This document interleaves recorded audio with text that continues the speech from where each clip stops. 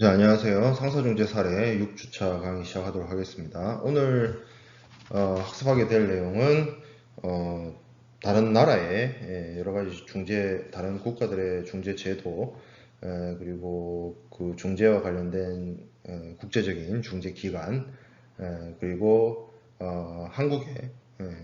한국의 어떤 여러 가지 중재 제도의 개관과 연역 이런 부분, 중재법들, 그리고 중재 규칙들 이런 것들에 대해서 학습을 하도록 하겠습니다.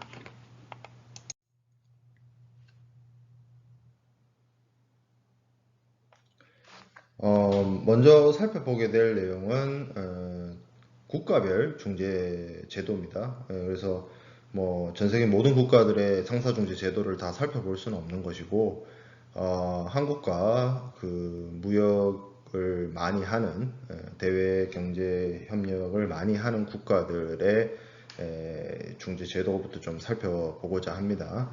그래서 가장 먼저 살펴보게 될 것은 미국의 중재 제도입니다. 미국은 여러분들도 뭐 알고 있다시피 연방 국가를 표방하고 있죠. 연방 국가죠. 말 그대로 50개의 주가 모여 있는 국가인데, 그래서 보통 뭐 그 관련된 여러 가지 컨텐츠나 뭐 이런 걸 통해서 여러분들이 접하기를 주마다 뭐 어떤 법이 다르고 주마다 적용되는 여러 가지 이 관계들이 좀 달라지는 그런 것들을 우리가 알 수가 있는데, 이 상사중재와 관련해서도 미국은 이제 연방중재법이 있고요.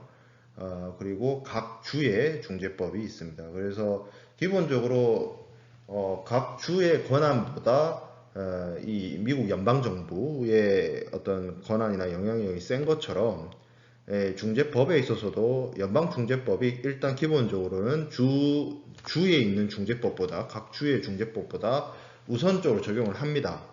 근데 만약에 연방중재법에서 규정되어 있지 않는 내용이 있다라고 한다면 그 부분에 있어서는 주중재법이 국제중재든 국내중재든 적용을 할 수가 있고요.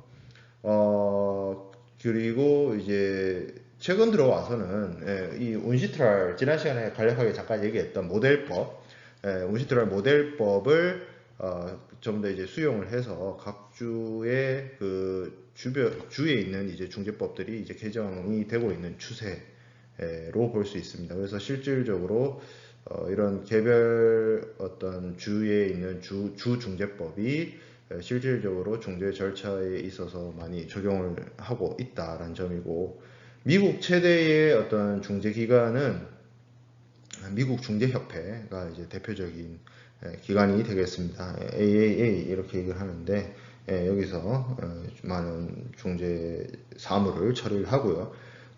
두 번째, 영국의 중재 제도를 좀 보도록 하겠습니다. 영국은 1889년에 굉장히 오래됐죠. 그 중재법을 만들면서 기본적으로 어떤 판례상의 중재와 재정법상의 중재, 이 재정법상이라는 게, 그러니까 우리가 제가 첫 시간인가 얘기를 했던 거 있죠. 영미법이 단순하게 불문법 국가가 아니다. 이게 성문법도 있다. 그래서 여기 영국의 중재법, Arbitration Act가 있으면서 이 Arbitration 액트에 의한 중재가 또 생겨나게 된 겁니다. 그러니까 판례에 의한 중재와 이 성문법원인 Arbitration Act에 의한 중재가 이제 두 가지 형태로 공존을 하고 있었고요. 그래서 이렇게 공존을 했는데, 이 재정법상 중재, Arbitration Act의 문제점이 뭐였냐면, 중재 절차 중에 발생하는 어떤 법률 문제에 대해서 법원의 의견을 구해야 하는 그런 내용들이 들어가 있었습니다. 그 쉽게 말하면 중재가 독자적으로 소송에 대한 대체적 분쟁 해결 제도로서 작용을 하는 것이 아니라 이제 법원의 영향력 하에 있는 거죠. 그래서 그것이 좀 있었는데, 이제 최근 들어와서는 뭐 영국도 마찬가지로 운시트럴 모델로 모델 법안을 이제 자국법에 이제 그 중재법을 개정할 때, 1996년에 개정할 때 이제 반영을 해서 중재의 독자성, 독립성을 강화를 했습니다. 그리고 이제 영국의 대표적인 중재기관은 런던 국제중재원, 그래서 LCIA, 여기서 이제 주로 영국의 어떤 상사중재와 관련된 문제를 다루고 있습니다. 자, 그 다음에 살펴보게 될 나라는 이제 프랑스입니다. 프랑스는 1791년 이제 이때가 뭐 제 역사적 상식이 맞다면 1789년에 프랑스 대혁명 이후에 이제 공포 정치 시기를 지나서 아마 총재 정부 시절인가 뭐 그럴 겁니다. 쉽게 말해서 가독이죠. 이제 그런 상황이었는데 그때 만들어진 헌법에 이제 중재에 대한 권리가 헌법상의 권리로 들어가 있다가 1806년 이 1803년이 아마 나폴레옹이 항제가 된 그 해인 걸로 알고 있어요. 그래서 나폴레옹이 항제가 되고 그러니까 이제 프랑스 대혁명으로 이제 왕이 이제 죽었죠. 왕이 죽고 이제 그 어떤 공화정 상태가 있다가 이제 다시 이제 나폴레옹 황제 제정으로 바뀌면서 이게 분위기가 이제 급변을 합니다. 그리고 이때 요 시기에 뭐가 나오냐면 나폴레옹 법전이라는 게 등장을 해요. 이게 여러분들이 뭐 무용 물리학을 공부하는 학생 입장에서는 이게 나폴레옹 법전이 뭐 그렇게 중요한 의미가 있는 건 아니고 저도 마찬가지로 제가 주로 연구하는 분야는 아니긴 한데 어쨌든 그렇게 이렇게 분위기가 바뀌면서 헌법상에 있었던 이 중재제도가 민사소송법에 그 내용이 들어가는 걸로 바뀌게 됩니다. 그렇게 이제 그 좀 수준이 격화되었다가 이제 현대 들어와서 1981년도에 이제 중재법을 다시 이제 만들면서 뭐 이렇게 좀 현대적으로 이제 바뀌었고 프랑스의 상설 중재기관은 이제 파리 중재원이 있는데 이 파리 중재원보다 더 유명한 게 국제상업회의소 ICC라고 하죠. 인커텀스와 UCP 600을 제정한 국제상업회의소의 본부가 이게 이 세계 기구잖아요. 일종의 국제 기구인데 이 국제 기구의 본부가 프랑스 파리에 있습니다. 그래서 그 프랑스 파리에 ICC의 중재 법정이 있어요. 그래서 거기가 정말 뭐 굉장히 세계적으로 유명하고 권위 있는 중재 기관이기 때문에 그쪽에서 이제 많이 처리를 하고 있습니다. 자, 그다음에 독일의 중재 제도는 이 독일도 뭐 대륙법계에 있어서 굉장히 오래된 역사 전통을 가지고 있는 나라인데 민사소송법에 이 중재 절차와 관련된 조항을 두고 있어요. 그래서 근데 이제 이 독일의 이 중재 관련된 법이 기본적으로 계약 자유의 원칙을 규정하고 있고 중재 절차는 기본적으로 중재인의 자유재량에 좀 맡기고 있기 때문에 그런 것에 좀 어떤 한계라는 게 있다가 이제는 이제 글로벌하게 운시트럴 모델법을 수용을 해가지고 개정을 해서 지금 현재 진행이 되고 있습니다. 독일의 대표적 상설 중재 기관으로는 뭐 독일 중재 협회 이렇게 있는데 뭐 도이치 뭐 인스티튜트인데 뭐 그런 식인데 이제 제가 독어를 잘 못해서 뭐 이게 줄여서 DIS라고 합니다. 자, 그다음에 일본의 중재 제도를 좀 살펴보면 일본의 법이 일본 법 체계가 기본적으로 그 독일의 법을 많이 참고를 했어요. 그러니까 뭐 우리가 이제 그 국권 침탈에 그 아주 역사가 있기 때문에 그 일본의 근대화에 대해서 사실 잘 모르고 잘 다루지 않는 부분이 있는데 요 그 1800년대에 그 일본이 이제 뭐 소위 말하는 메이지 유신을 하면서 세계 그 서구 열강의 여러 가지 신문물들을 많이 받아들였잖아요. 그때 이제 독일의 법 체계를 많이 받아들입니다. 독일의 법 체계를 받아들이고 결국 뭐 세계 2차 대전 때 저 독일하고 일본이 사실상의 뭐그 동맹국이었죠. 그래서 이제 그 일본의 법 체계가 이제 독일에서 가져온 법들이 많은데 그러면서 독일의 이제 그 내용들을 가져오면서 독일에 있던 중재법이 이제 쉽게 말하면 일본의 중재법으로 넘어온 거죠. 예, 그렇게 해서 어, 그 민사소송법, 일본의 민사소송법 안에 이제 중재 절차가 있다가 이게 이제 민사소송법 안에 있었어요. 중재에 대한 부분이 독일처럼. 예, 그러다가 2004년에 들어와서 독립된 형태의 중재법을 제정을 했습니다. 일본의 어떤 중재기관은 일본 상공회의소 내에 국제상사중재위원회가 있다가 지금은 어떤 독립법인 형태의 사단법인 일본상사중재협회가 상사 분쟁에 대한 부분을 처리를 하고 있습니다. 근데 이제 일본은 좀 이런 중재에 대한 부분을 국제 중재나 이런 부분에 있어서 아직까지는 조금 그렇게 많이 다루고 있지는 않은 것 같아요. 제가 보기엔. 그 다음에 이제 살펴보게 될 국가는 중국입니다. 중국은 이제 개혁 개방 노선으로 가고 나면서 운시트랄의 모범 법안을 참조를 해서 1994년에 중재법을 제정을 했고요. 예전에는 중국은 이 국내 중재와 국외 중재가 좀 나뉘어져서 있다가 지금은 뭐 그런 구분이 크게 없어졌고요. 대표적으로 중국의 대표적인 중재 기관은 중국 국제 경제무역중재위원회, China International Economic and Trade Arbitration Commission 이렇게 해서 줄여서 CIETAC 이렇게 얘기를 하는데 북경에 본부가 있고 심천하고 상해에 지부가 있는 걸로 알고 있습니다. 그래서 그렇게 현재적으로 이제 중재, 국제 중재, 국제 무역에 있어서 상사 분쟁을 해결을 하고 있습니다.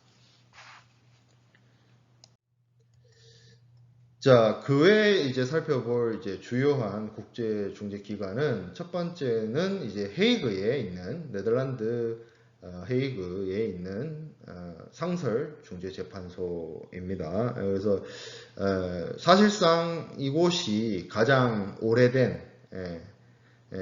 중재 기관이고요. 주로 이제 국제적으로 어떤 영토나 해상의 국경 분쟁 아니면 뭐 있던 어떤 인권 문제 이런 사안들에 대해 이런 민감한 사안들에 대해서 해결을 하고 분쟁을 다루고요.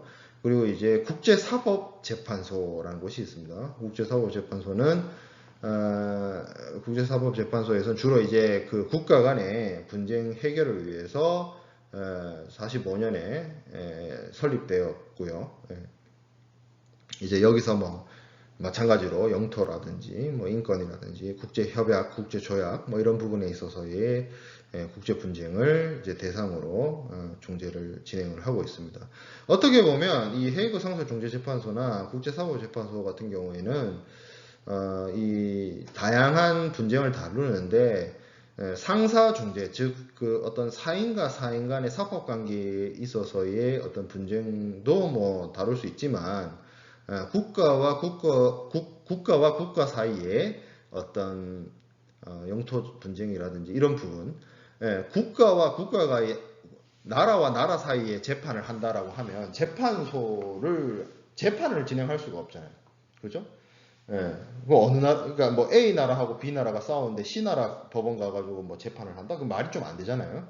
그래서 이런 국가 간의 분쟁에 있어서 이런 분쟁을 조절하고 분쟁을 해결하는 분쟁 해결 역할을 수행을 한다라고 생각을 하면 될 것 같아요. 자, 그리고 앞서 제가 얘기했던 국제상업회의소의 중재재판소, 요 이제 중재나 특히 신용장, 이 UCP 600을 ICC가 제정을 했기 때문에 이런 부분에 있어서 특히 이제 상사 부분, 상업 분쟁에 있어서 문제를 해결하는 세계 최대 규모의 국제 중재 기관입니다. 가장 오래된 기관은 헤이그 상설 중재 재판소고 가장 큰 규모의 중재 기관은 ICC 중재 재판소입니다. 근데 이제 이 중재 재판소는 ICC의 어떤 이제 그 하부 조직이라고 해야 될까요? 그런 형태로 이제 그 인원들이 이제 위촉이 돼가지고 이제 활동을 하는데 중재재판소, 말이 이제 중재재판소라서 여기서 뭐 판결을 하거나 그런 건 아니고요. 기본적으로 우리가 알고 있는 중재 절차처럼 중재인의 판정에 대해서 이제 신뢰를 하고 중재인에 의해서 중재자 여기 이제 아비터가 이제 실행하는 어떤 중재 절차나 이런 부분에 대해서 관리하고 감독하는 어떤 그런 기능들을 수행을 합니다. 당연히 뭐 중재인 툴을 관리하고 이런 부분도 당연히 여기서 이제 진행을 하고요. 자, 그 다음에 국제연합 무역법위원회 운시트랄이죠. 운시트랄. 지난 시간에 간략하게 얘기했던 운시트랄. 운시트랄에서도 상설중재재판소를 가지고 있습니다. 그리고 국제투자분쟁해결기구 ICSID라고 하는데 이거는 워싱턴 협약. 워싱턴 협약에 대해서는 뭐 쉽게 말해서 국가와 다른 나라의 국민, 개인, 법인 내 사이에서 이루어지는 어떤 투자 분쟁과 관련된 투자자 분쟁과 관련된 이제 전문적인 분쟁 해결 기구가 국제 투자 분쟁 해결 기구 ICSID이고요. 이 투자자 분쟁과 관련된 국제 협약이 1966년에 제정된 워싱턴 협약입니다. 그래서 이 워싱턴 협약에 따라서 미국 워싱턴 DC에 이 ICSID가 있고요. 국가와 개인 간의 어떤 투자와 관련된 해외 직접 투자라든지 이런 부분에 대한 분쟁에 있어서의 해결 이런 부분을 수행하는 곳이 되겠습니다. 이런 그 ICSID가 있어야 하는 이유 중에 하나가 예를 들어서 A 나라와 A 국가와 어떤 B 국가에 있는 어떤 회사, C 회사 사이에 그러니까 A와 C 사이에 어떤 분쟁이 발생했다라고 친다면 그 분쟁 해결을 소송으로 하게 되면 만약에 A 나라의 법원에서 분쟁을 해결하게 된다면 그 C 회사는 굉장히 불리하게 되죠. 다툼의 이 법적 분쟁의 대상인 국가 정부를 향해서 그 국가 정부가 관할하는 법원에서 재판을 해야 된다. 그건 좀 힘든 일일 거고요. 반대의 경우도 마찬가지죠. A 국가에 대해서 뭐 C 회사가 있는 B 나라까지 가서 거기서 재판을 한다. 그것도 말이 안 되잖아요. 그것도 마찬가지죠. 이런 경우도 국가와 국가 사이의 분쟁처럼 중재기관을 이용을 해서 중재로서 분쟁을 해결하는 것이 바람직하다고 볼 수 있겠습니다. 자, 그러면 이제 그 외 국제적인 중재재판소, 중재기관이 앞서 얘기했던 영국의 런던 국제중재재판소라든지 미국의 중재협회라든지 이런 것들이 있고요. 뭐 싱가포르에도 싱가포르 그 국제중재센터 있고요. 홍콩에도 뭐 이런 이제 홍콩은 이제 중국 내에 있는 곳이지만 어떤 경제 체제가 좀 다르죠. 그래서 다른 경제 체제 하에 있기 때문에 홍콩 자체적인 어떤 상사 중재, 국제 중재의 기관을 두고 있고요. 그리고 이제 한국의 경우에는 대한상사중재원 KCAB가 존재해서 국제 중재를 지급하고 관리하고 감독하고 있습니다. 자, 그래서 뭐 다른 나라의 중재 제도와 국제적인 중재 기관에 대해서 간략하게나마 살펴보았습니다. 이제 그 다음에 보게 될 내용은 우리나라 한국의 상사중재 제도에 대해서 살펴보도록 하겠습니다. 자, 먼저 연역을 좀 살펴보면 이제 중재법이 1966년에 중재법으로서 그 전에는 뭐 민법이나 이런 데 있던 것들이 이제 중재법으로서 독립되어서 제정이 되었습니다. 그래서 어떤 그 좀 특징들을 좀 살펴보면 기본적으로 사법 분쟁, 그러니까 공법 관계가 아닌 사법상의 분쟁에 있어서는 중재에 의해서 해결한다라는 그런 내용들을 규정을 하고 있고요. 그리고 중재 계약은 기본적으로 중재를 합의한 당사자 간의 기명 날인한 서면으로 한다. 그래서 이 중재 계약, 중재 합의의 서면성, 반드시 서면으로 해야 된다라는 부분을 강조하고 있습니다. 그리고 이런 양 당사자 분쟁 해결을 위한 중재 계약이 존재하게 된다면 1차적으로 그 당사자들의 분쟁 해결은 중재 판정에 의하게 되고 그것이 불가능할 때 소송을 제기할 수 있도록. 그러니까 여기서는 이제 소송이 어떤 보완적인 역할을 수행하는 걸로 나타나고 있죠.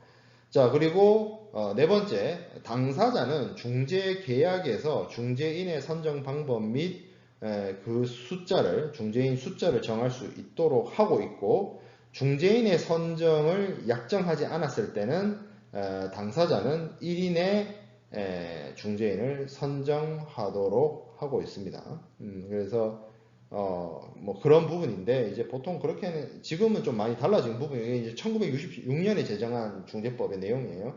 자, 그리고 일반적인 중재, 상사성이 없는 일반 중재와 구별해서 상사 중재의 경우에는 대한상공회의소의 상사 중재 규칙에 의하는 것으로 되어 있습니다. 이때까지는 아직까지 뭐 그런 별도의 독립된 기관이 아니고 대한상공회의소의 상사중재 규칙을 이야기를 하고 있죠. 그리고 6번이 가장 결정적인데 이 중재법에서는 중재 판정은 중재인의 중재 판정은 법원의 확정 판결, 대법원 확정 판결과 동일한 효력을 가진다라는 사실을 명확하게 하고 있습니다. 자, 그래서 이런 중재법은 이제 시간의 흐름에 따라서 1차 개정, 2차 개정, 3차 개정 이렇게 이루어져 왔는데 뭐 이걸 다 알 필요는 없고요. 기본적으로 이제 1차 개정, 1973년도 개정에 의해서 이제 요때 이제 처음에는 그 대한상공회의소의 내부에 국제상사중재위원회가 있다가 1970년에 대한상사중재협회로 이제 독립을 하면서 상설중재기관으로서 인정이 됐고요.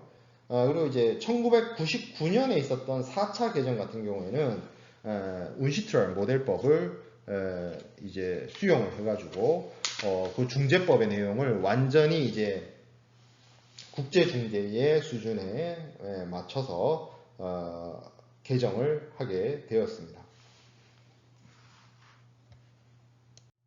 그래서 그래서 좀 살펴볼 내용은 이 4차 개정이 운시트럴 모델법을 이제 전면 수용을 했기 때문에 그 4차 개정의 좀 주요한 내용들을 좀 간략하게 좀 살펴보면 첫 번째가 중재지가 한국 내인 경우에 적용하고 예외적으로 외국 중재 판정의 승인과 집행의 경우에는 중재지가 외국인 경우에도 이 중재법을 적용한다라고 이야기하고 있습니다. 그래서 이게 뉴욕 협약의 어떤 취지나 이런 것들에 따라서 한국 내의 중재 판정 외에도 외국에서 발생된 어떤 중재 판정의 승인과 집행에 대해서도 인정을 하고 적용을 하도록 하고 있는 것이죠. 그리고 법원은 기본적으로 이 중재법에 규정된 사항에 대해서만 관여할 수 있고 그 이상은 관여하지 못하게 함으로써 이 중재가 법원의 통제, 법원의 관리를 벗어나서 기본적으로 중재의 독립성을 보장을 하고 있습니다.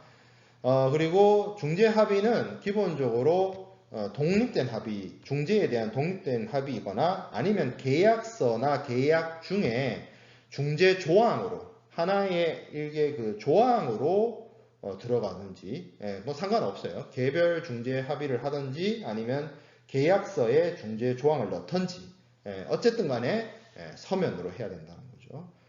그리고 요게 이제 좀 취지가 좀 다른데 중요한 부분입니다. 중재 합의가 있음에도 중재 합의를 했어요. 당사자가 분쟁을 해결하기 위해서 중재 합의를 했어요. 그럼에도 불구하고 소송을 제기하게 되면 이 경우에는 이를 각하하도록 하고 있습니다. 법률 용어로서 각하라는 표현을 많이 여러분들이 접해 봤을 텐데, 각하라는 표현은 좀 쉽게 얘기를 하면 이게 가지고 있는 의미가 부적합하다? 부적격이다? 이게 그러니까 그러니까 법적인 재판부가 그러니까 법적인 판단을 했다기보다는 이거는 내가 다룰 게 아니다. 이거를 법적인 판단에 붙일 수 있는 것에 대해서 적합하지 않다. 그런 의미로 이해를 하면 좋을 것 같아요. 그래서 법원이 예를 들어서 이제 중재를 했음에도 불구하고 중재 합의를 했음에도 불구하고 중재 합의에 따라서 중재로 분쟁을 해결해야 됨에도 불구하고 당사자가 법원에다가 소송을 제기하게 되면 법원이 판단했을 때는 그 소송이 어떤 소송을 제기할 수 있는 어떤 자격 내지는 소송을 제기할 수 있는 조건 아니면 소송을 제기할 수 있는 요건 이런 것들을 갖추지 못했다고 보는 거예요. 넌 자격 없어. 그러니까 소송을 제기할 자격이 없다는 겁니다. 그게 이제 각하예요. 각하. 이게 여러분들이 기각하고 각하를 많이들 혼돈하기도 하고 헷갈리기도 하고 그러는데, 기각은 판단을 했을 때 법원에서 이거는 그 주장의 어떤 당사자의 소송이나 당사자의 소제기에 고소나 뭐 이런 것들에 대해서 법원이 들어줄 이유가 없다. 법원이 들어봤을 때는 좀 타당하지 않은 것 같다라고 할 때 기각을 하는 거고, 각하는 넌 어차피 처음부터 나한테 소송을 제기할 자격이 안 돼. 넌 어차피 나한테 고소를 할 수 있는 자격이 없어. 뭐 이렇게 보는 거예요. 그래서 보통 이제 여기서 이제 아주 깊게 들어가면 뭐 당사자 적격이니 뭐 대상 적격이니 뭐 제소 기간이니 뭐 여러 가지 문제가 있습니다만 우리가 뭐 그렇게까지 깊게 들어갈 부분은 아니고, 어쨌든 중재를 하기로 했고 중재 계약을 했거나 중재 합의를 했다라고 한다면 그 사람은 분쟁 해결을 중재로 해결해라 라는 것이고 소송으로 갈 수 없다 라는 사실을 명확하게 한 거죠. 그래서 중재 합의가 이제 굉장한 어떤 효력을 가질 수 있도록 한 것이죠. 그리고 4번 당사자 자치의 원칙에 따라서 당사자 간의 합의에 따라서 중재인을 선정할 수가 있는데 숫자와 선정 절차를 정할 수 있는데 기본적으로 3인 중재, 여기서부터 이제 3인 중재를 이야기를 하고 있습니다. 아무래도 한 명의 중재인이 판단하는 것보다는 3인의 중재 판정부를 중재인을 구성을 해서 진행을 하는 것이 어떤 이 중재 절차의 법률적인 어떤 해석이나 아니면 어떤 전문성이나 이런 부분에 있어서의 이런 부분이 이제 담보되겠죠. 그렇게 이제 3인 중재를 기본으로 하고 있고요. 그리고 중재 절차적인 부분, 그리고 중재를 진행하는 어떤 중재지, 장소, 이거는 당사자 간의 합의로 하도록 하고 있고, 만약에 그런 게 없다, 그런 합의가 없다라고 하면 그거는 중재 판정부가 이를 여러 가지 사안들을 고려해서 정할 수 있도록 하고 있습니다. 뭐 원칙은 당사자들이 정하고 당사자 자치의 원칙에 따른다라는 점이죠. 자, 그리고 중재 신청 방법이라든지 중재 판정부의 어떤 심리라는 게 이제 중재 판정부가 분쟁 당사자의 의견이나 견해나 주장의 근거를 청취하는 그런 것들을 말하는데, 그런 것들은 이제 이 중재법 내에서 뭐 내용들이 이제 절차적인 내용들이 이제 다뤄지고 있고요. 그리고 중재 판정을 내리게 되면 중재판정부가 중재 판정을 내리게 되면 그 판정은 네가 맞다, 제가 틀렸다 이렇게만 끝내면 안 되고요. 이 판정을 내린 근거가 되는 이유와 그리고 작성일자, 중재 장소, 중재지, 그리고 중재인 전원이 이제 책임을 지고 이러한 판정을 내렸다는 사실을 입증하기 위해서 서명을 하도록 하고 있습니다. 그래서 이렇게 중재 판정의 근거와 중재인의 서명이 들어간 중재 판정은 대법원의 확정 판결과 동일한 효력을 갖도록 하고 있습니다. 그리고 중재 판정의 불복에 대해서 다루고 있어요. 중재 판정을 이제 불복하는 거, 그거는 중재 판정의 판정문이라고 할 수 있죠. 판정문을 받은 날로부터 3개월 내에 법원에 중재 판정 취소의소를 제기하는 방식으로만 가능하도록 하고 있고, 이게 이제 이렇게 생각을 할 수 있는데, 혹시 중재가 이루어지더라도 이거에 불복을 해서 소송으로 가져갈 수 있느냐라고 해서 이 문구를 잘못 이해하면 그렇게 해석하는 경우가 있는데, 만약에 저렇게 중재 판정 취소의소를 제기하게 되면 법원이 이 분쟁에 대해서 판단하는 게 아닙니다. 법원은 뭐만 판단하냐면 중재가 제대로 된 어떤 절차와 기준에 따라서 잘 이루어졌냐만 판단해요. 그러니까 절차적 요건만 봐요. 그 안에 어떤 그 분쟁 당사자들의 다툼을 법원이 판결하는 게 아닙니다. 그래서 법원이 봤을 때 중재 판정이 정해진 기준과 절차에 따라서 정상적으로 잘 이루어졌다라고 하면 문제가 없는 거죠. 법원이 보기에도. 그렇기 때문에 뭐 불복을 해가지고 중재 판정 취소의소를 법원에 제기한다고 해서 결과가 뒤집힌다거나 중재 판정이 바뀐다거나 절대 그런 일은 일어나지 않습니다. 자, 그리고 이제 마지막으로 중재 판정의 승인과 집행은 법원의 승인과 집행 판결에 의하고, 중재 판정은 중재 판정을 취소할 사유가 없는 한 승인 또는 집행되도록 하고 있습니다. 중재 판정의 취소는 우리가 좀 뒤에서 다룰 내용이고요.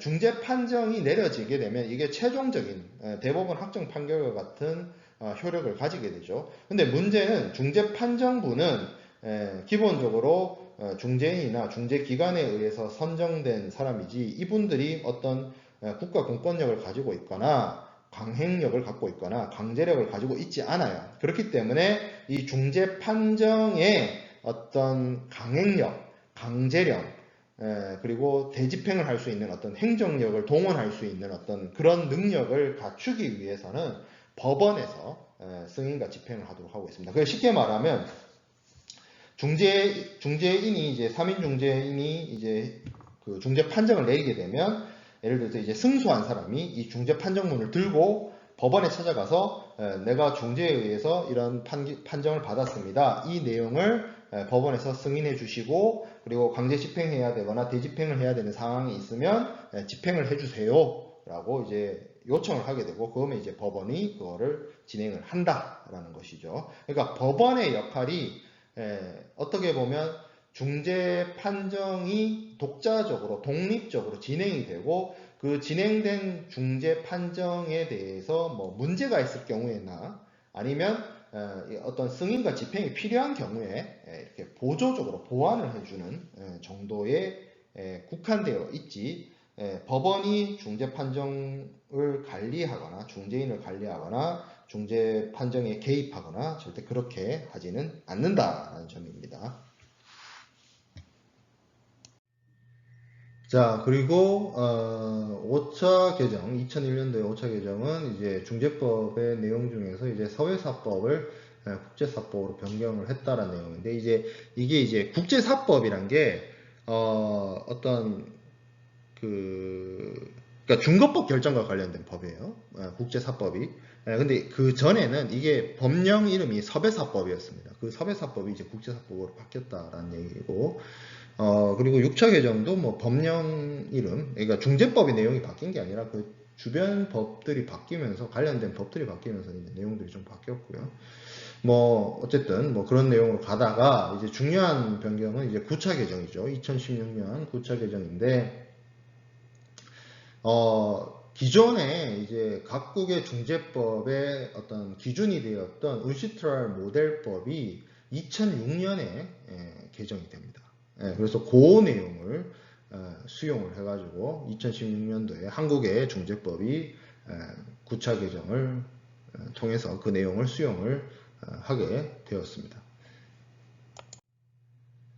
자, 그러면 이 2006년도 모델법 개정에 따른 2016년 한국중재법의 개정을 좀 살펴보면, 이 2006년에 있었던 모델법 개정의 포인트 중에 몇 가지가 서면성에 관합니다. 강행적인 어떤 서면성의 완화가 있었는데, 그거 외에도 몇 가지 이슈가 있지만, 자, 그래서 2016년도에 개정된 중재법의 특징을 좀 보면, 이때부터 이제 중재를 할 수 있는 대상, 그러니까 중재 대상이 될 수 있는 어떤 분쟁의 범위를 좀 확대를 하게 됩니다. 그래서 재산권, 그러니까 이 어떤 금전적인 재산권과 관련된 분쟁과 비재산권과 관련된 분쟁까지도 확대할 수 있도록, 그래서 좀 어떤 분쟁의 대상을 확대하는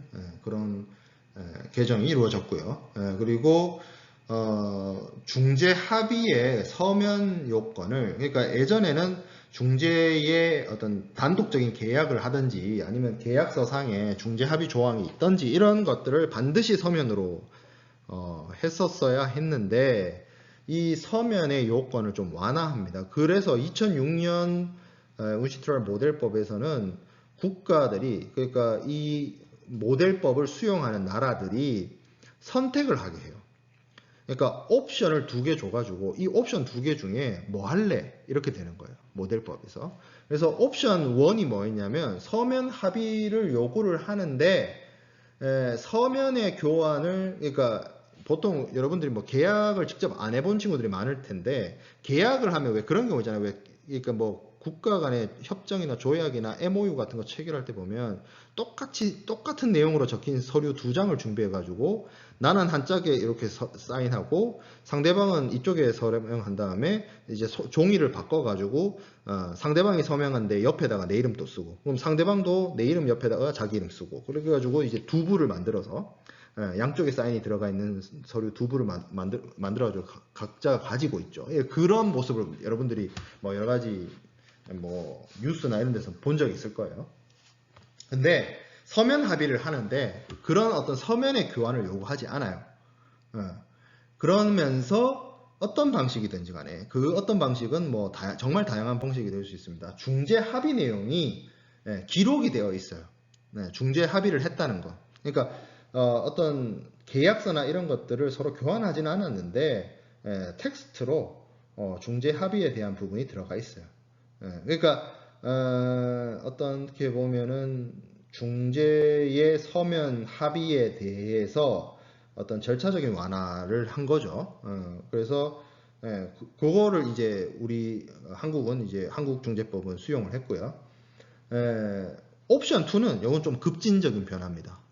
반드시 서면으로 해야 된다는 조건을 아예 없애라, 이런 선택권도 있었는데 뭐 그거는 이제 수용을 하지 않았어요. 그래서 어떻게 보면 뭐 보수적인 변화였죠.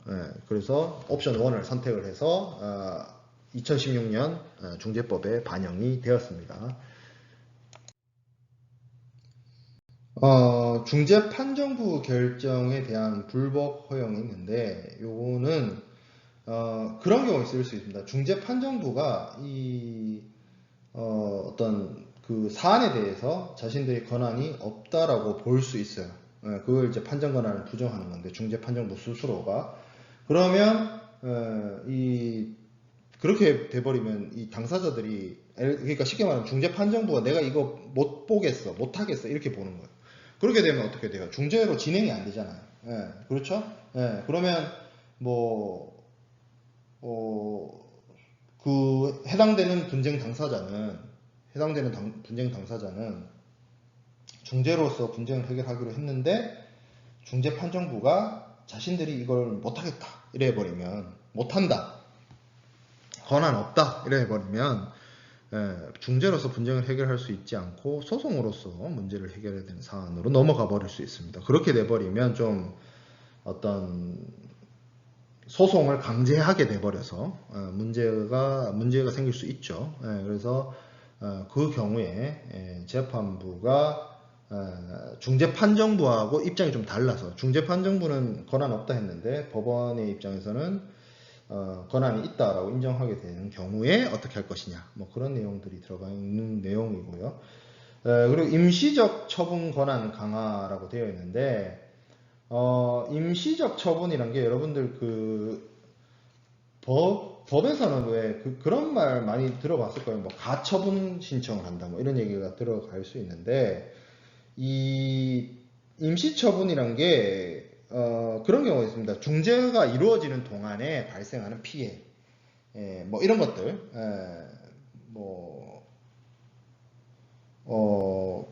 그런 것들은 이제 어쩔 수가 없죠. 중재를 하는 기간 동안, 뭐 아니면 이제 소송 같은 경우에 이제 소송의 가처분 신청 이런 것들도 보면 재판이 진행되는 과정 속에서 그게 뭐 1년 걸리고 6개월 걸리고 이래 돼 버리면 그 기간 동안 발생하는 피해를 막아야 되기 때문에 그 당사자가 이제 신청을 하는 거죠. 내가 이제 중재 기간 동안 뭐 피해가 발생할 우려가 있다. 그래서 이 부분에 대해서 일단 중재판정부가 임시적으로 나한테 어떤 조치를 좀 취해달라, 아니면 상대방에게 어떤 조치를 취해달라, 이런 것들을 요청을 할 수가 있는데, 이 경우에 중재판정부가 그 신청 사안을 고려를 해가지고 판단을 했을 때 필요하다 이렇게 본다면 임시적 처분을 할 수가 있게 됩니다.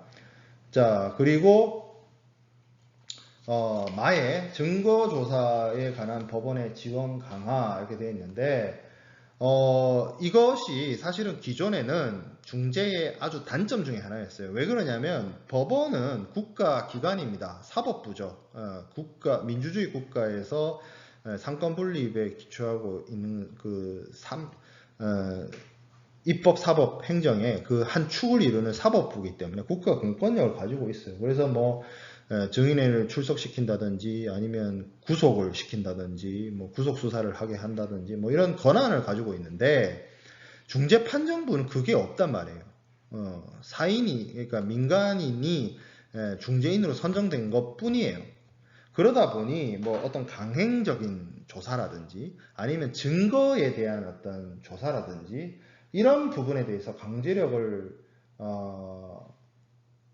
가질 수가 없어요. 예를 들어서 뭐 증인을 참석시키려고 했는데 증인이 참석을 안 한다든지, 나 안 갈래 해가지고 안 간다든지. 그리고 증인이 이제 여러분들 법원에서는 증언을 하면 선서를 하고 거짓 증언했을 때에 문제가 돼서 그거를 죄를 물을 수 있죠. 근데 중재는 그런 부분에 있어서의 어떤 강행력이나 강제력이 약했단 말이에요.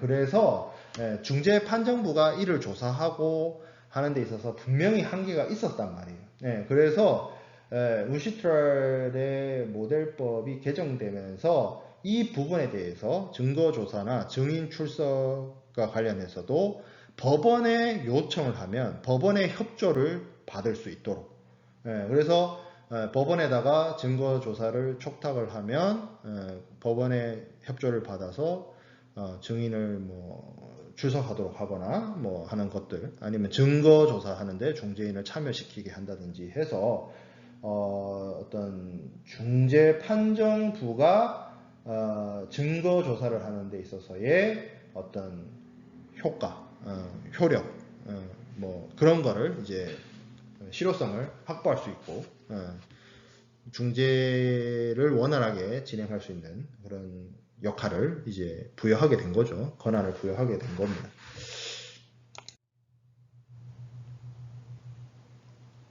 자, 그 다음에 살펴보게 될 내용은 중재 판정의 원본을 기존에는 각 당사 이게 중재 판정 판정문하고 거기에 이제 서명한 그 내용 있죠. 중재인이 서명한 내용 그거를 이제 각 당사자한테 보내고 그 사실을 이제 증명하는 서류와 함께 관할 법원에 송부를 해가지고 보관을 시키도록 하고 있었는데 2016년 이제 중재법에서부터는 요건 당사자 신청이 있는 경우에 그 중재 원문을 가달 법원에 보관하는 방식으로 규정이 바뀌게 되었습니다. 그리고 중재 비용과 그 지연 이자에 관한 내용을 신설을 하게 됐는데 2016년 법에서는 당사자 간에 다른 어떤 합의가 없는 경우에 중재 판정부는 중재 사건의 내용들을 고려를 해가지고 중재 절차에서 발생한 비용을 어떤 자에게 분담시키는 규정을 분담시킬 수 있는 어떤 판정을 할 수 있다. 이런 규정을 신설을 했습니다. 그래서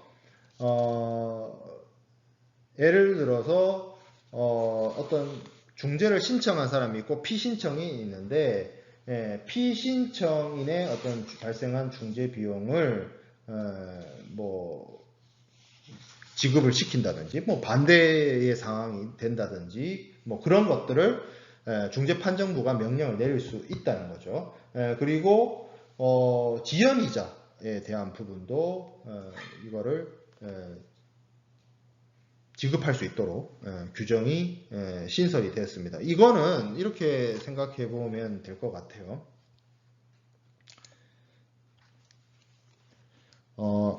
A와 B가 있는데 이 두 사람 사이에서 분쟁이 발생했다고 칩시다. 근데 사실은 A는 계약을 굉장히 성실하게 이행을 했고 이쪽에서 계약 위반을 했다라고 치는데 그래서 이쪽에서 이제 클레임을 제기했고 이제 중재로 분쟁을 해결하기로 했는데 사실 A 같은 경우에는 계약 이행을 성실하게 이행했음에도 불구하고 이제 분쟁 해결을 이제 중재로서 해야 되기 때문에 중재 비용이 발생할 거 아니에요.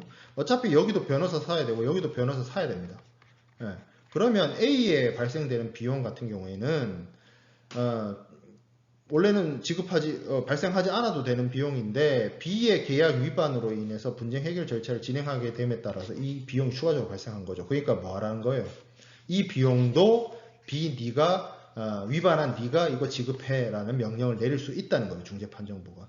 자, 그리고 이 B의 계약 위반이 예를 들어서 돈을 2019년 한 10월까지 돈을 주기로 하는 거였다고 칩시다. 근데 2020년에 5월에 와서 중재 판정에 의해서 뭐 결정이 돼가지고 이제 거의 뭐 한 6개월 만에 돈을 지급하게 됐다라고 칩시다. 그러면 이게 6개월 만에 돈을 주는 거잖아요. 돈을 늦게 주는 거잖아요. 그럼 뭐가 발생해요? 이자가 발생하잖아요. 이자. 이 A 입장에서 돈 6개월 늦게 받은 거죠. 그거 어떡하라고?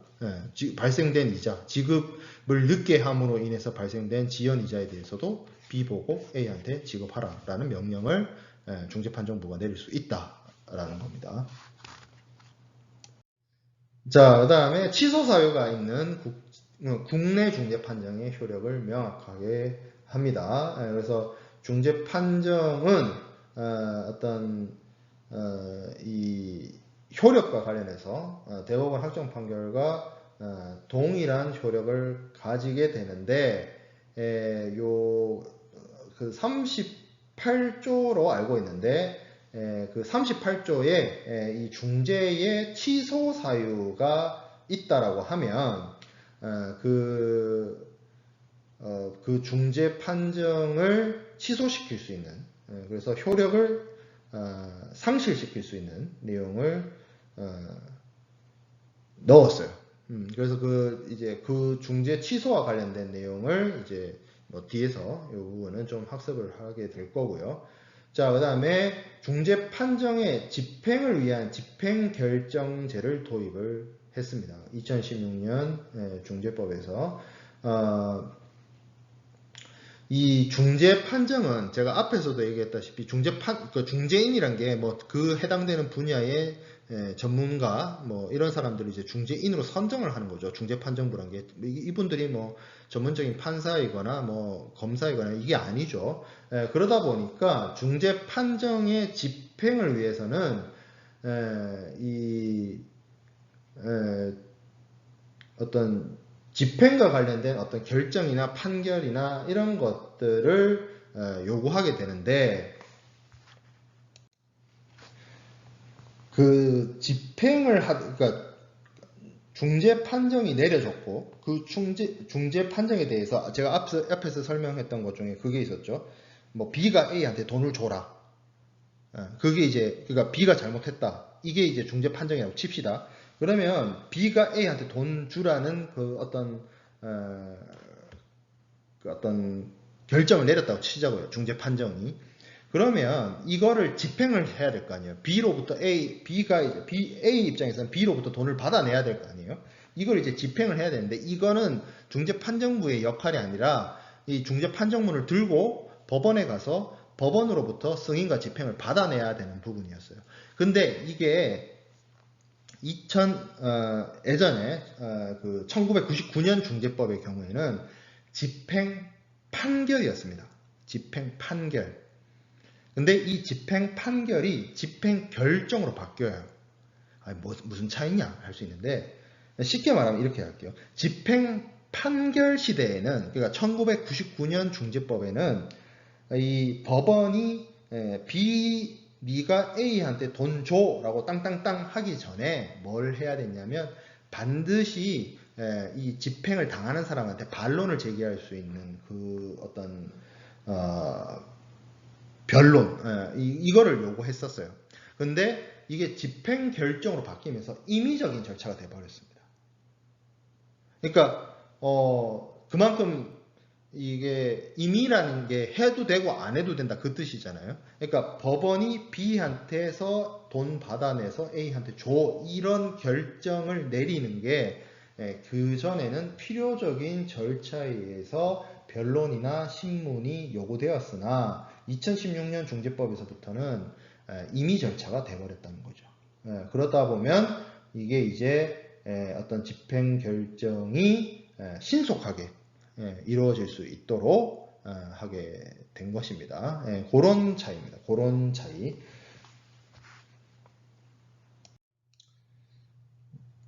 그리고 이제 마지막으로 중재 판정의 승인 및 집행을 위한 어떤 서류 요건이 완화됐습니다. 2016년 중재법에 있어서는 기존에는 중재 판정을 승인과 집행을 받기 위해서는 뭐 복잡하죠.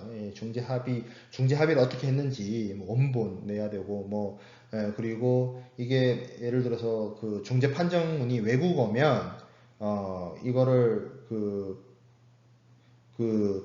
한국어 번역문을 제출하고 뭐 그 어떤 그 번역에 대한 증명서 제출하고 뭐 이렇게 돼 있었는데, 이제는 2016년 중재법에 있어서는 중재의 승인, 중재 판정의 승인과 집행을 요구하는 당사자, 신청하는 당사자는 중재 합의에 대한 부분을 제출할 필요 없이 그냥 중재 판정문, 중재 판정부의 중재 판정문 반드시 원본 아니라도 돼요. 4번 내도 돼요.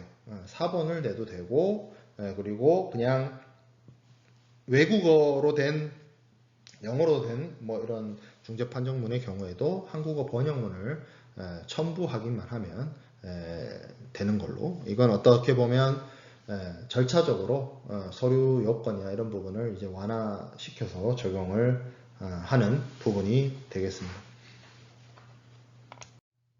자, 그 다음에 보게 될 내용은 한국중재법의 어떤 법의 어떤 뭐 실제 중재를 적용하는 데 있어서 어떤 법들이 적용되는지 법원에 대해서 좀 살펴볼 텐데, 뭐 중재법은 뭐 당연히 원칙적으로 이게 대한민국 중재법이기 때문에 이 중재지가 한국 내에 있는 경우에 이 중재법을 적용하도록 하고 있죠. 그리고 뭐 중재 관련된 국제 협약이나 조약에 따라서 뭐 경우에 따라서는 이제 우선적으로 적용되기도 하고, 뭐 아니면 중재제도를 뭐 배제하도록 하는 경우도 있고, 그렇게 이야기를 하고 있고요.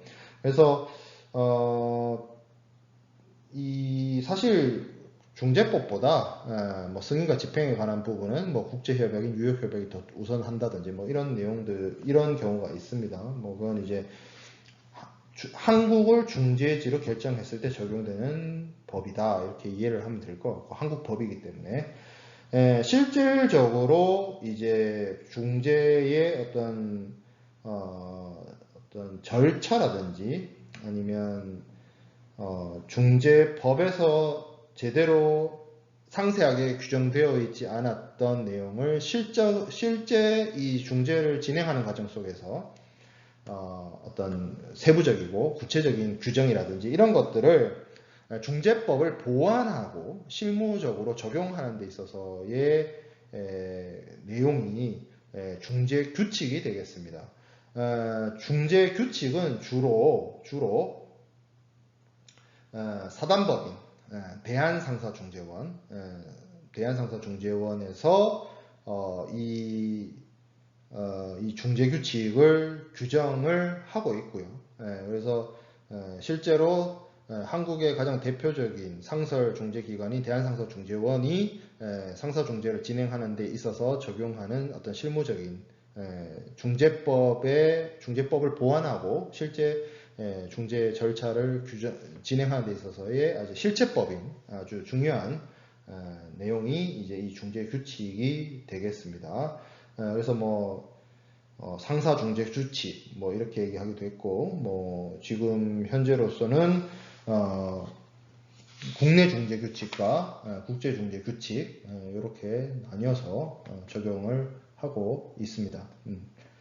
자, 그래서 국내 중재 규칙과 국제 중재 규칙 이렇게 나눠서 조금 특징들이나 이런 것들을 좀 살펴보면, 국내 중재 규칙도 2016년 중재법, 바로 방금 살펴봤던 2016년 중재법의 개정에 맞춰서 2016년 11월 30일 날 국내 중재 규칙이 국내 중재 규칙이 개정이 되었어요.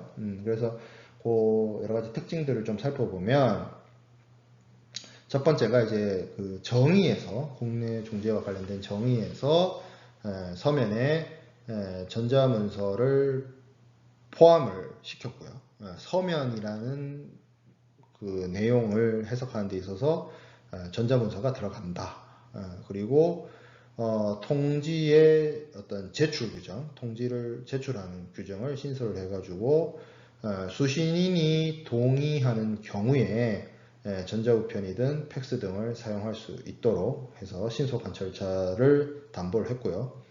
그리고 뭐 제출에 대한 기간이라든지 이런 규정을 신설을 해서, 그러니까 언제까지 뭐 서류를 제출하는 기간 뭐 이런 것들은 중재법에 있다기보다는 중재 규칙에 있다, 이렇게 이해를 하면 될 것 같아요. 그리고 기존의 중재 규칙이나 이런 내용들보다 좀 확장되어서 중재 판정에 대한 부분을 공개하거나 활용하는 것에 대해서 이 비밀 지키는 비공개 의무의 주체를 좀 명확하게, 그러니까 이 중재와 관련된 판정의 내용이 외부적으로 알려지지 않도록 하는 데 있어서 책임이 누구한테 있느냐, 이런 규정들을 넣고, 다만 예외적으로 공익 목적으로서 중재 판정의 내용들이 공개할 수 있다, 이런 취지를 규정을 해 놓고 있습니다. 자, 그리고 중재에 대해서 답변서를 제출하는 기간을 15일에서 30일로 연장을 해서, 그러니까 중재를 신청한 사람이 있으면 거기에 대한 답변을 받아야 되는데, 그 예전에는 이제 15일이었던 게 이제 30일로 연장되었고요. 그리고 중재인으로서 선정되고 수락되는 사람들은 그 대한상사중재원의 사무국이 정하는 양식의 어떤 진술서 이런 것들을 서명을 해가지고 제출해가지고 중재인들의 어떤 독립성, 공정성, 그리고 어떤 역할, 이런 부분을 좀 강화를 했고요. 그리고 만약에 중재가 이제 신청이 되게 되면 이 중재 사무국, 이 대한상사중재원의 사무국은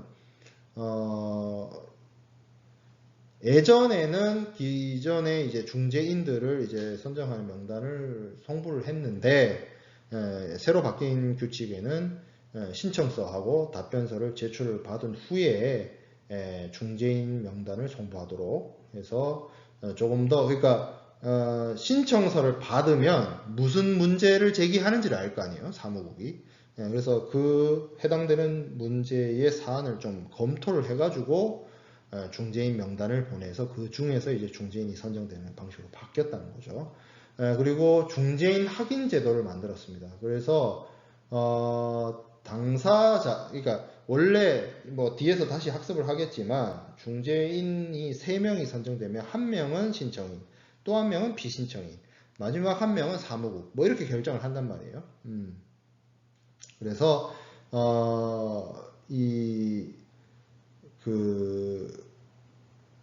어떻게 보면 요런 부분에 있어서 어떤 자신에게 어떤 자신의 대리인 역할, 제가 앞에서 단점에 중재인이 대리인 역할을 수행해 버릴 수도 있다, 이런 문제를 제기를 했는데, 그래서 그런 부분을 좀 개선하기 위해서 중재인 확인 제도를 둬가지고 이 중재인 선정 권한을 최종적으로 당사자가 아닌 사무국에서 대한상사중재위원회 사무국에서 행사하는 걸로 내용을 바뀌었고요. 그리고 중재인 기피 신청, 나는 저 사람을 중재인으로 선정을 못하겠다, 신청인이든 비신청인이든 뭐 그런 규정을 또 만들었고요. 그리고 심리 중재인들이 이제 신청인과 피신청인을 대상으로 심리 절차를 진행을 할 때 동등하게 대우해라, 이런 규정을 확보해서 어떤 심리 절차에서 발생할 수 있는 어떤 형평성의 문제, 이런 것들을 개선하는 내용을 이제 추가적으로 확보를 했습니다. 국내 중재 규칙에.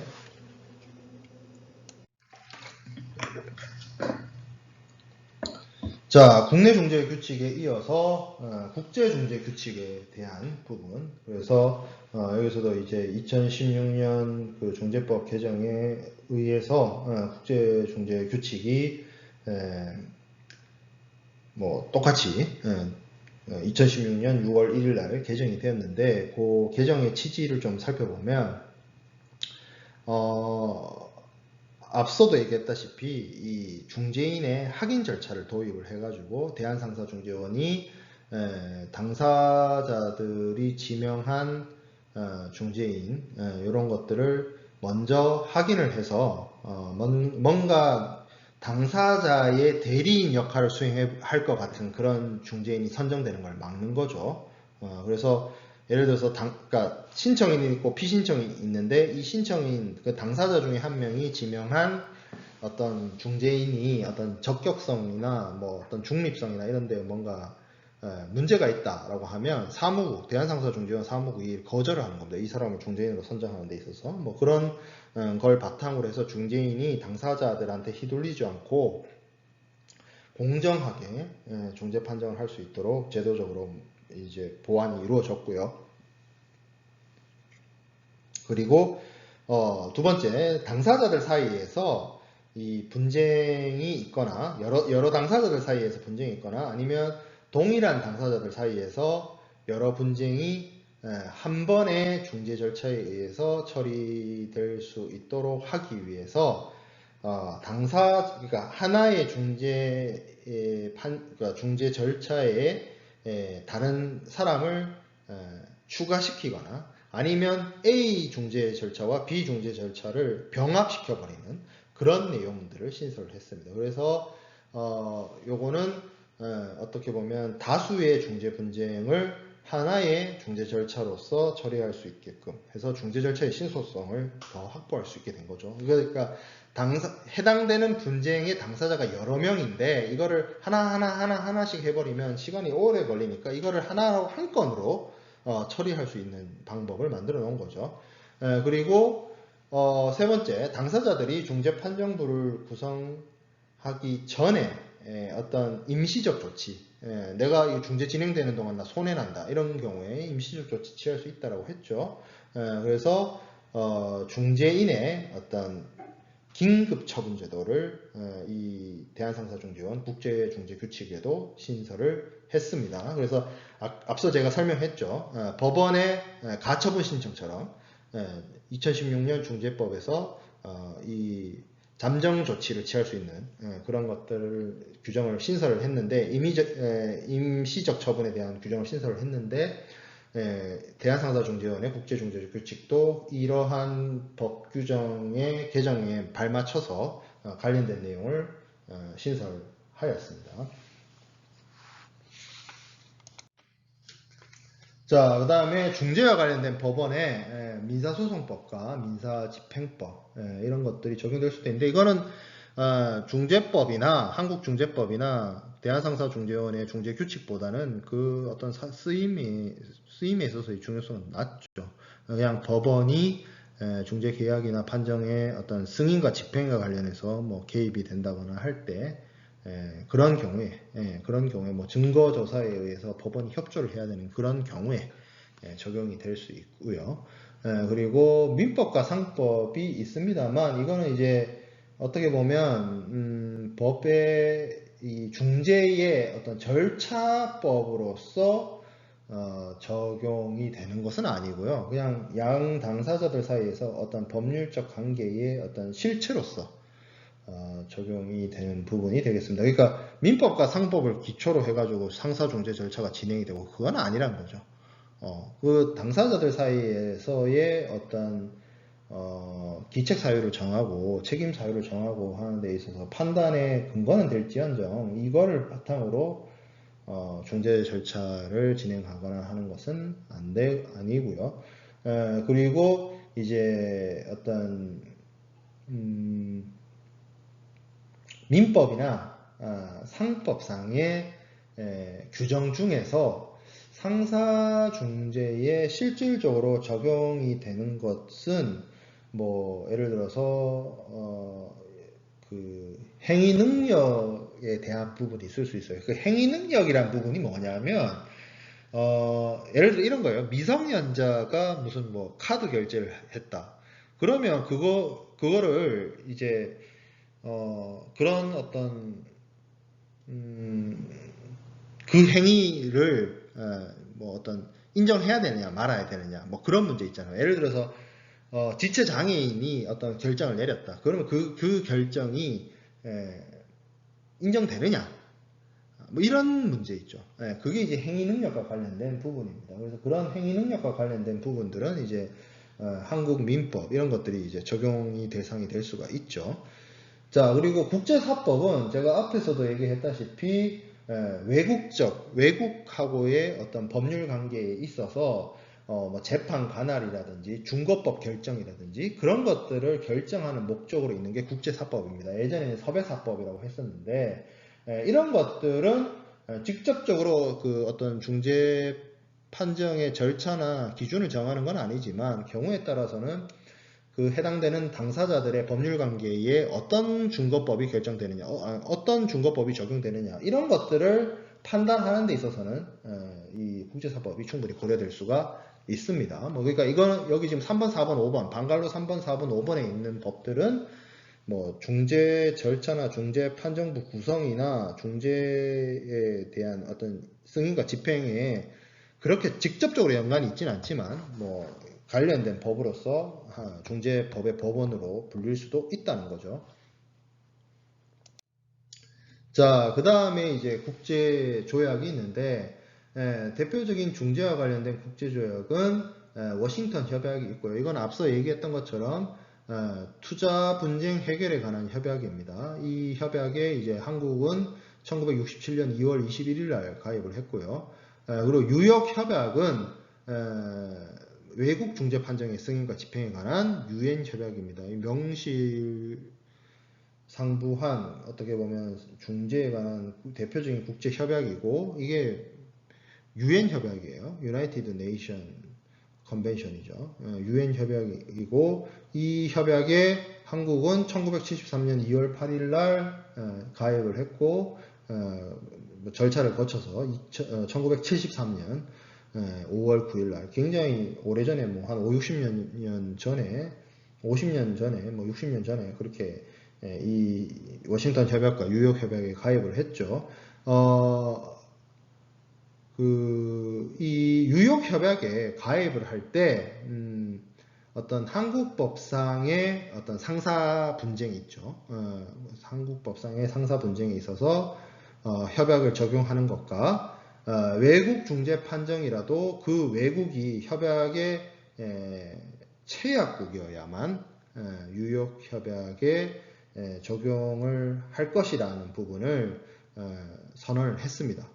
그래서 뉴욕 협약 채약국 이해 국가에서 내려진 외국 중재 판정의 승인과 집행은 이 뉴욕 협약이나 외국 그 판정문을 따르지 않고 한국의 민사소송법, 민사집행법 이런 것들을 집행을 하고요. 그리고 뉴욕 협약의 채약국에서 내려진 중재 판정일지라도 그거는 한국의 상법에서 정한 어떤 상행위, 상사 분쟁에 한해서 뉴욕 협약을 적용을 합니다. 다시 얘기하면 상사 계약에 대한 상사 분쟁에 대한 유보를 한 거죠. 그래서 상사 분쟁이 아닌 일반 중재에 대해서는 뉴욕 협약 가입국의 중재 판정이라 할지라도 승인과 집행을 해주지 않고요. 한국은. 그리고 뉴욕 협약 가입국이 아닌 나라에서 중재 판정 받아오면 그 부분에 있어서도 한국은 승인과 집행을 하지 않습니다.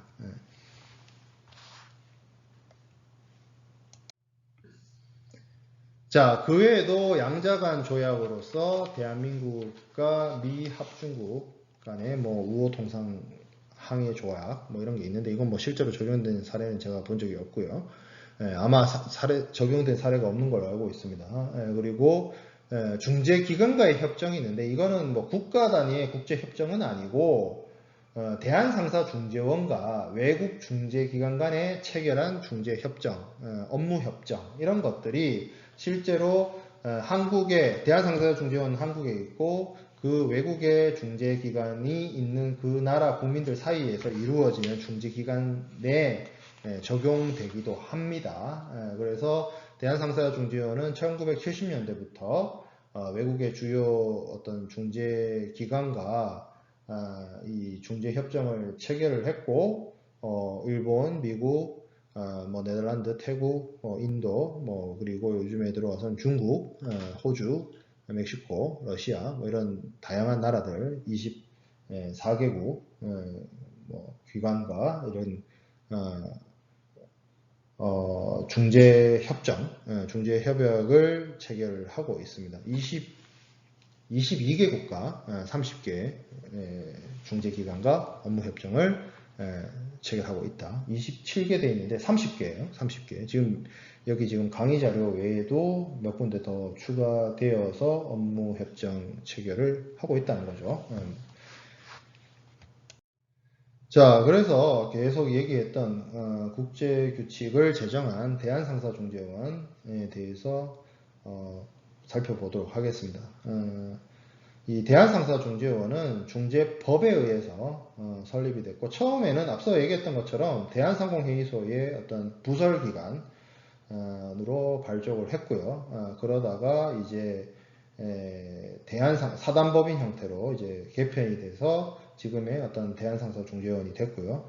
그리고 원래는 이게 이제 산업자원부 산하에 있다가 지금 2016년 그 중재법이 개정되는 시점에서 이 중재원의 주무부서가 산자부, 산업통상자원부에서 법무부로 변경이 되었습니다. 그래서 이 대한상사중재원을 만든 이유는 한국 내 아니면 국제 간에 발생하는 상거래 분쟁을 법원 판결과 같은 어떤 학정력 있는 중재 판정을 내리고 강제 집행력을 보장하는 이런 중재에 대해서 중재도 진행하고 그리고 뭐 중재 외에도 합의나 알선 이런 것들을 진행을 함으로 인해서 발생할 수 있는 분쟁을 신속하고 빠르게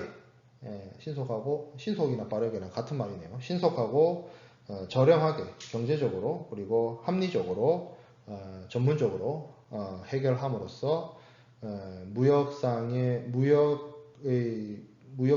국제 무역에서 발생하는 분쟁을 이렇게 신속하게 해결함으로 인해서 무역을 증진하고 무역을 진흥하고 촉진하고 어떤 상거래 질서를 확립하는 그런 것을 하기 위해서 그런 목적으로 대한상사중재원이 설립이 되었습니다. 그래서 오늘날에 이르게 되었다는 것이죠. 대한상사중재원의 주요한 어떤 기능이나 현황을 좀 살펴보면 우리가 대체적 분쟁 해결 제도라고 앞에서 배웠던 걸 다 합니다. 기본적으로 중재, 알선, 조정, 상담, 뭐 법률적인 상담도 다 하고요. 그리고 이제 분쟁을 해결하는 역할도 수행을 하지만 분쟁을 예방하는 기능도 수행을 합니다.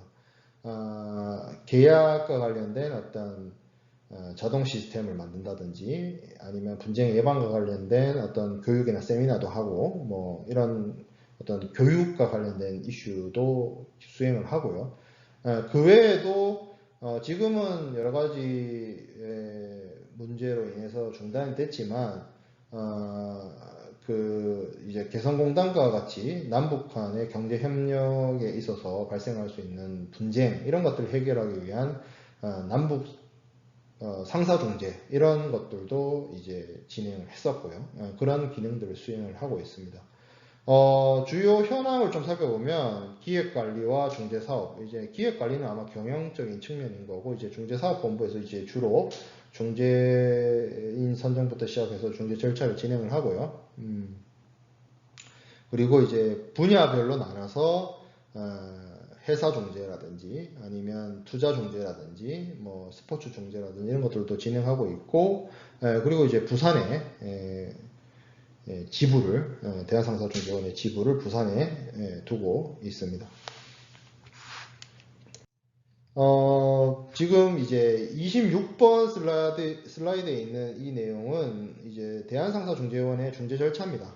중재 절차를 좀 보면 기본적으로 당사자들 사이에서 중재 합의를 바탕으로 어떤 계약 위반을 당한 당사자가 이제 주로 이제 중재 신청을 할 것이고 그러한 중재 신청에 따라서 신청이 이루어지게 되면 이제 대한상사중재원의 사무국은 피신청인에게 이 신청인의 신청에 대한 어떤 답변서 제출을 요구하고 그 다음에 이제 중재인을 선정을 하고 중재인 선정을 통해서 중재판정부를 구성을 하고 이 중재판정부는 신청인과 피신청인의 어떤 의견이나 자료를 바탕으로 심리를 진행을 하고 그 심리를 바탕으로 중재 판정을 내리게 되고요.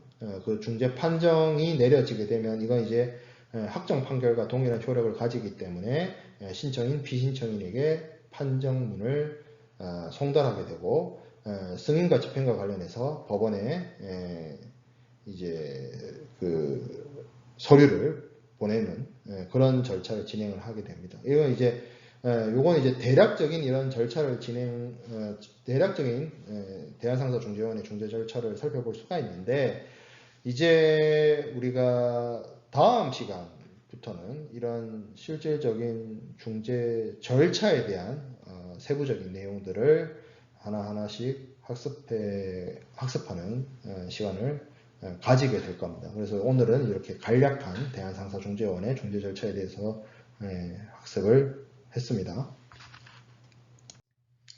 자, 그래서 이번 주는 주로 이제 국제적인 어떤 중재 기관 그리고 국제 중재 협약 그리고 우리 한국의 여러 가지 중재법들 이런 것들의 법원에 대해서 중재법원에 대해서 살펴봤고 특히 이제 2016년 중재법 개정사안 그리고 대한상사중재원의 중재규칙 특징들 이런 것들을 쭉 살펴보았습니다. 그래서 다음 시간에는 중재의 어떤 절차적인 부분 그런 부분에 대해서 하나하나씩 살펴보도록 하겠습니다.